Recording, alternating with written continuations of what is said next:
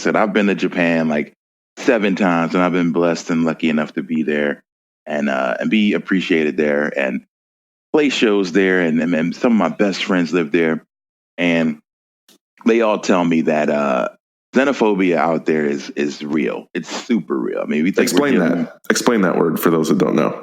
Okay, so xenophobia, which is a word I've learned from video games, by the way. There was a game called Xenophobe on I don't remember, NES probably. It was an arcade too, where you had to fight aliens, and that's when I looked it up, and I was like, what does that mean? It means a person who's afraid of the unknown.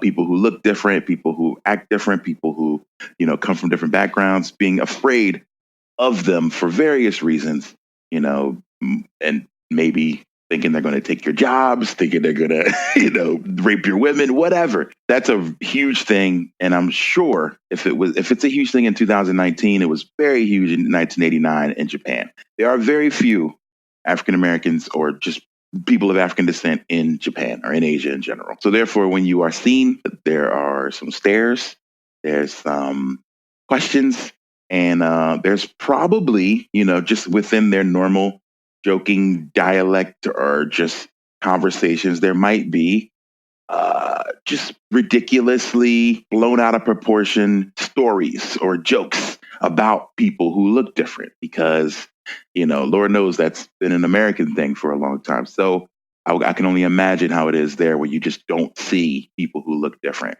who are taller, who are bigger. Because of that, it's a very, very weird dynamic. I've seen it played out one of two ways. I've seen the general curiosity, which is the staring. Even the women, let's say, just from my perspective of Black males in Japan, Japanese women are very curious because of maybe what they've heard, and they decide to date or, hang out with African Americans because of one, they've heard they're cool, they've heard they can dance, they've heard, they know all the great music, they have certain talents, extracurricular talents even. I don't know. So just based on weird wives' tales that they've heard, they'll attract sometimes an unwanted amount of attention out there. And me, I'm a guy who likes to lay low. So that is odd for me out there. But I had a good friend of mine out there tell me, he's like, you're such a good friend. And I'm like, well, thanks, man. And he's like, my friends told me not to trust you. And I'm like, what?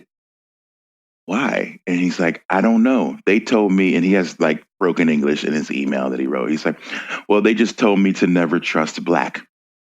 And I was like, whoa, it kind of hit me hard. And I was just like, why? And he's like, I don't know. Like, they've just always told me that. Like, I've grown up thinking that you just don't trust people who are Black. Doesn't that blow you away? Like, I'm so used to like Trump racism, but not like ignorance racism. I read your article, and it must put you in a tough position because these Japanese people are coming up to you like you're a Black Totoro and ask if you're made of chocolate, but you can't get mad because it comes from a place of ignorance and not hatred. Yeah, it's so weird. It's very weird. But yeah, this is something that, I mean, just even at a general level, Americans have a tough time adjusting with, society in Japan. And a lot of friends I know who go out there, they have a difficult time because they're very much based in tradition. And America, I think, has, as weird as things are at the top, we've come so far, I think, in the past 50 to 100 years, and so when people try to take those freedoms of speech and expression to Japan, they're often met with just like fear. And I remember a friend telling me that he would, during his work meetings, he would raise his hand and have comments, have suggestions on how to make things run smoother.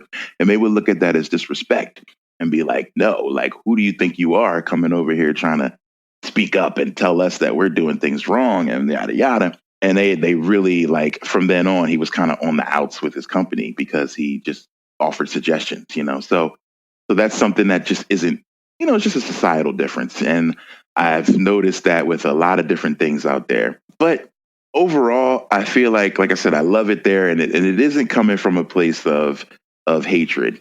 It's just a fact of, just ignorance.